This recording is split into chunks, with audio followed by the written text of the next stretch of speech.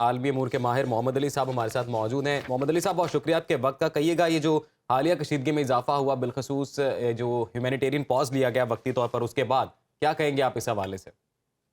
बहुत शुक्रिया जी। देखिए, ये जो चंद दिनों का तवक्कुफ किया गया जी।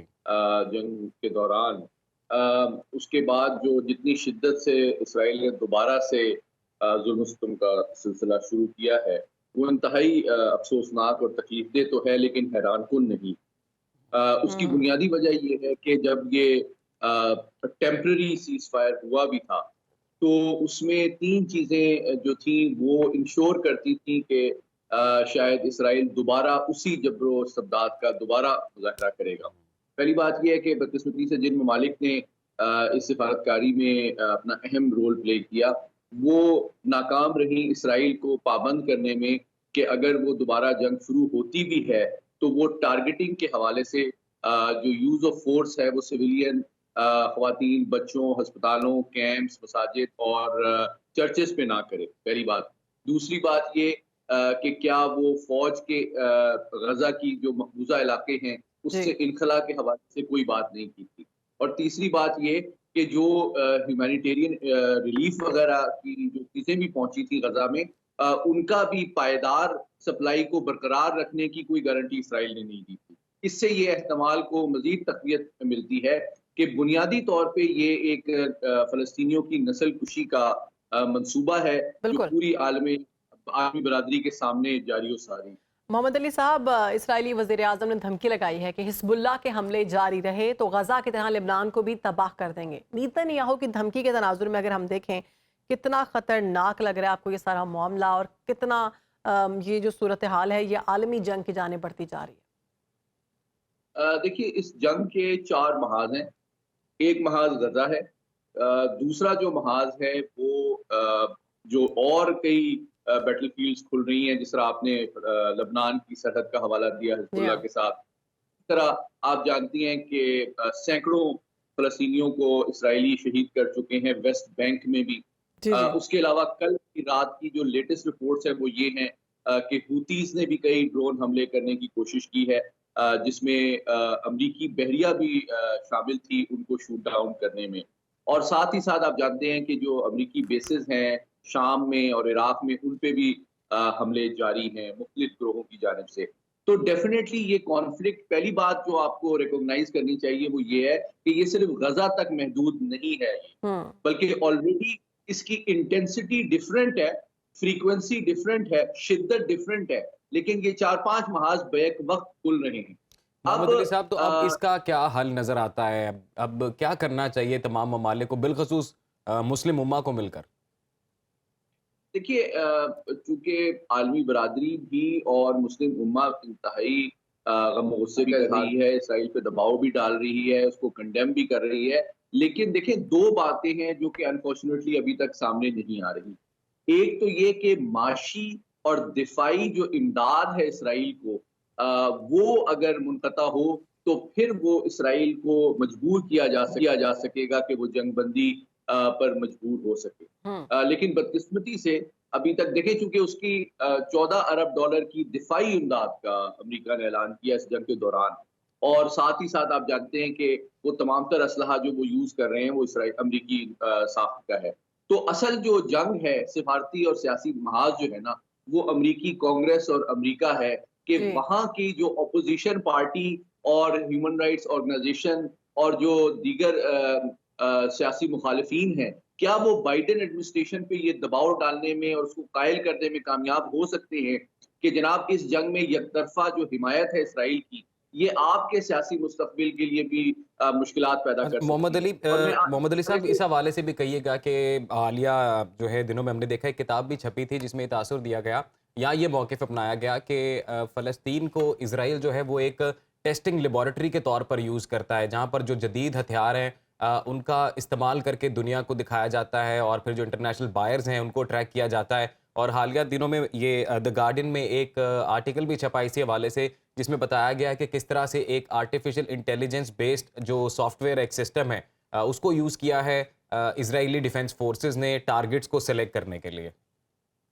जी, बिल्कुल ऐसे ही है। देखें, ये दिफ़ाई जो इंडस्ट्री है, मिलिट्री इंडस्ट्रियल कॉम्प्लेक्स इसको जो कहते हैं, वो इन तमाम जंगों में अपनी ना सिर्फ़ हथियारों की नए हथियारों को इंट्रोड्यूस करते हैं, उसकी कारकर्दगी जाँचते हैं, बल्कि अगर उसमें कोई उनको कामयाबी होती है, तो उसको एक मार्केटिंग की स्ट्रैटेजी के तौर पे भी यूज़ करते हैं कि देखें, हमारा हथियार कितना मौसर था।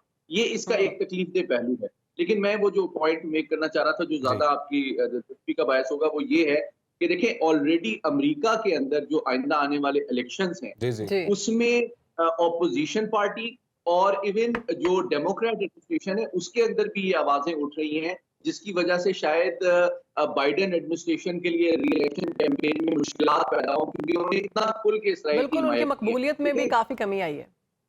जी, बिल्कुल। और जो मुसलमान वोट है, देखिए 70 लाख के करीब वहाँ मुसलमान भी हैं हुँ, और उसके अलावा जो नॉन व्हाइट वोट है ना, जी, चाहे वो मेक्सिकन हो, चाहे वो ब्लैक हो, चाहे वो अरब हो, चाहे वो साउथ एशियन हो, वो ट्रेडिशनल वोट बैंक रहा है डेमोक्रेट पार्टी का। जी, तो मैं समझता हूँ कि डेमोक्रेट पार्टी जिससे सदर बाइडेन का ताल्लुक है, उनके अंदर भी ये शदीद तशवीश पाई जाती है कि बाइडेन साहब जो हैं वो सियासी जो पार्टी का मुस्तकबिल है, उसके लिए भी ये पॉलिसी मुनासिब नहीं है। जी। मोहम्मद अगर अली साहब, बिल्कुल एक एक और तरफ़ा अंदाज़ में एक और इशू है इज़राइल सर, को सपोर्ट जिससे किया मुतल्लिक मैं चाहता हूँ कि आप रोशनी डालें उस पे, और वो है इकोनॉमी से रिलेटेड कि अब पूरी दुनिया की जो इकोनॉमी है वो तो ऑब्वियसली मुतासर होगी इस जंग से। बिलखसूस पाकिस्तान में भी हम देख रहे हैं कि ये ट्रेंड है और इसको काफ़ी लोग फॉलो कर रहे हैं कि वो कंपनियां जिनका कहीं ना कहीं ये ताल्लुक ज़ाहिर किया जा रहा है कि ये ज्यू ऑपरेटेड हैं या इसराइल से इनका कोई ताल्लुक है, जिसमें फ़ास्ट फूड की कई चेन्स हैं,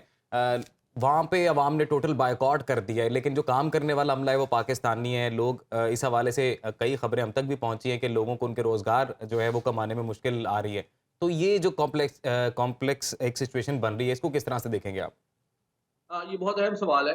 देखिए, बात ये है कि जो मल्टीनेशनल कॉर्पोरेशंस हैं, पूरी दुनिया में जो बड़ी कंपनियाँ हैं, चाहे वो खुराक, प्रोसेस्ड फूड बेचती हों, तेल बेचती हों, कोई भी बेचती हों, वो बुनियादी तौर पे ये जानना ज़रूरी है कि वो किसी एक मुल्क या मज़हब से ताल्लुक रखने वाले लोग उसमें काम नहीं करते। जी, मैं खुद भी प्राइस वाटर हाउस कूपर्स में बहुत अरसे तक काम कर चुका हूँ, हुँ, जिसके 150 ममालिक में ऑफिसेज़ हैं जी, और जी, उसका जो रेवेन्यू है वो पाकिस्तान की एक्सपोर्ट से डबल था। लेकिन कहने का मतलब ये है कि जी, सिर्फ़ ये बात करना कि सिर्फ़ चूँकि इसराइल और पाकिस्तान के बायलैटरल बाज़ाब्ता ताल्लुकात तो नहीं है और ना हुँ, कोई इसराइली कंपनी डायरेक्टली पाकिस्तान में एज़ एन इन्वेस्टर है। हुँ, हुँ, तीसरी बात ये कि जो दुनिया में मगरिबी कंपनीज़ पाकिस्तान में इन्वेस्टमेंट करती हैं, चाहे वो फूड चेन हो या प्रोसेस्ड फूड हो, वो सिर्फ़ उनका मुनाफ़ा या ओनरशिप इसराइल या यहूदियों की नहीं है हुँ। और वो शेयर होल्डर जो है, उनके लाखों होते हैं जी, जिनमें बिल्कुल उनके प्रॉफ़िट जब को ये जाता है। कैंपेन चलाई गई मोहम्मद अली साहब वहाँ के ब्रांड्स के बारे में कुछ फ़ास्ट फूड ब्रांड्स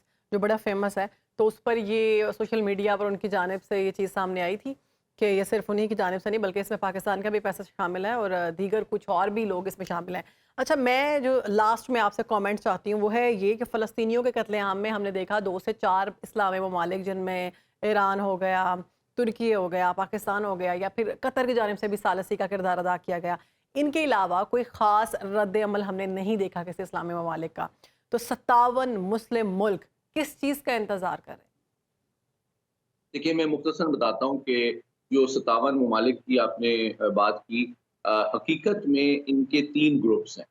एक वो ग्रुप है जो कि फ़लस्तीन के हवाले से एक नज़रियाती पोज़ीशन इसराइल के क़याम से आज तक उस पे बरकरार और कायम है, जिसमें पाकिस्तान भी है, ईरान भी है, जी, सऊदी अरब भी है, और उन्होंने इसराइल को एक गासिब रियासत समझा है फ़लस्तीनी टेरिटरी के ऊपर। दूसरा ग्रुप उन ममालिक का है जो कि बदकिस्मती से बतदरीज जिन्होंने सिफारती ताल्लुकात भी इसराइल से कायम किए, बल्कि सियासी, दिफ़ाई और माशी ताल्लुकात भी बहुत बड़े पैमाने पे इसराइल से हैं। हुँ, अच्छा, तीसरा ग्रुप जो है वो उन ममालिक का है, मुस्लिम ममालिक का, जो कि बतदरीज अब्राहम अकॉर्ड के बाद इसराइल से नॉर्मलाइज़ेशन और जी, रिकॉग्निशन की तरफ बढ़ रहे थे।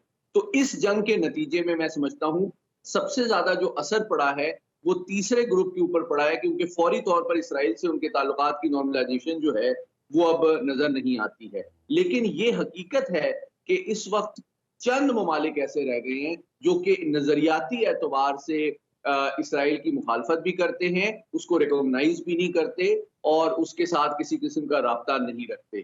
तो ओआईसी की जब आप बात करते हैं तो उसमें कंसेंसस ना होना, इसराइल के ऊपर पाबंदियां ना लगना या अमेरिका के ऊपर दबाव ना बढ़ाया जाना, उसकी वजह ये है कि ओआईसी के अंदर मुस्लिम ममालिक में ये 3 ग्रोह मौजूद हैं, जो कि जिसकी वजह से मजमूई तौर पर इसराइल पर मुस्लिम ममालिक का एक बड़ा दबाव जो है वो मुश्किल नजर ये मोहम्मद अली साहब बड़ी जी। ज़रूरी बात की आपने कि जो मुस्लिम उम्मा है पहले तो उनको एक पेज पर आना चाहिए ताकि कोई डिसाइसिव फैसला हो सके। बहुत शुक्रिया आपने सुनो पाकिस्तान को वक्त दिया और इस वक्त जो गज़ा में बिलखसूस है उस पर अपना तफसीली तज्जिया पेश किया। बाखबर रहिए हर जगह हर वक्त बर वक्त।